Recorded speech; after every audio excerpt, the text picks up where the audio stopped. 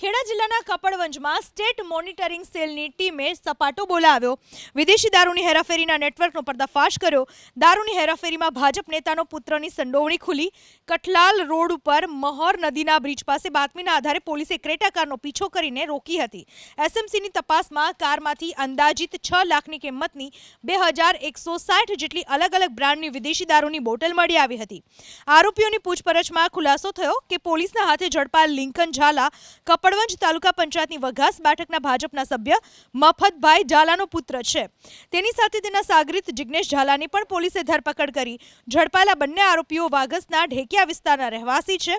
ભાજપ નેતાનો પુત્ર જ દારૂની હેરાફેરી કરતા રંગે હાથે ઝડપાતા સ્થાનિક રાજનીતિમાં ગરમાવો આવી ગયો છે. પૂછપરછમાં ભાજપ નેતાના આરોપી પુત્ર લિંકને રાજસ્થાનથી કાર મારફતે દારૂ લાવ્યો હોવાનો ખુલાસો થયો. દારૂની હેરાફેરીમાં પુત્ર ઝડપાતા ભાજપ નેતા મફતભાઈ ઝાલા પણ મીડિયા સમક્ષ આવ્યા.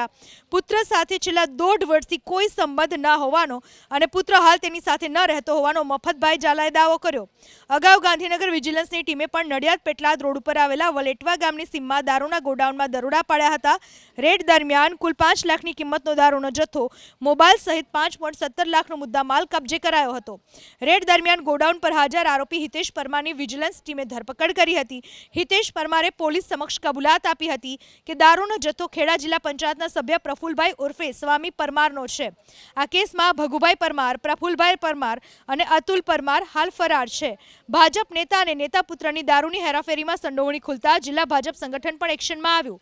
જિલ્લા ભાજપ પ્રમુખ નૈનાબેન પટેલે સમગ્ર ઘટના અંગે પ્રદેશમાં ફરિયાદ કરવાની અને જવાબદારો સામે કડક પગલાં ભરવાની રજૂઆત કરવાની ખાતરી આપી.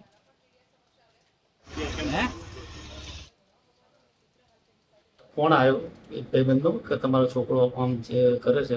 મને ખબર નહીં, મારે ડોરેક પરથી મારા જોડે કોઈ રહેતો નથી અને કોઈ કોન્ટેક નથી મારે. હું રાજકીય માણસ છું, હું પબ્લિકની સેવા કરું છું. મારે 2 બાબા હતા, એક બાબો લગભગ છેલ્લા 5 વર્ષથી એવું થઈ ગયેલું છે. એટલે હું આ છોકરાને કહ્યું કે ભાઈ આ તારે આ કામ કરવાનું છે, પણ એવા બીજા કંઈક ધંધામાં સંકળાયેલો છે એ આપણે કોઈ માનતો નથી. તે છેલ્લા 1.5 વર્ષથી બહાર રહે છે. ભાજપના કમળના બેનર હેઠળ જે પ્રકારે ચૂંટાયા પછી આ લોકો જે પ્રકારે પાર્ટીની છબી ખરડવાનો પ્રયત્ન કરી રહ્યા છે એમને બિલકુલ ચલાવી લેવામાં નહીં આવે. ગઈકાલે જે થયું એ વાતથી હું તદ્દન અજાણ હતી. જ્યારે મને જાણ થઈ તરત જ મેં એમને ફોન કરીને ઠપકો પણ આપ્યો છે અને આ બાબતની મેં પ્રદેશ સાથે ચર્ચા કરી અને પ્રદેશની જે પ્રમાણે આદેશ થશે એ પ્રમાણે એમની સામે પગલાં પણ લેવામાં આવશે.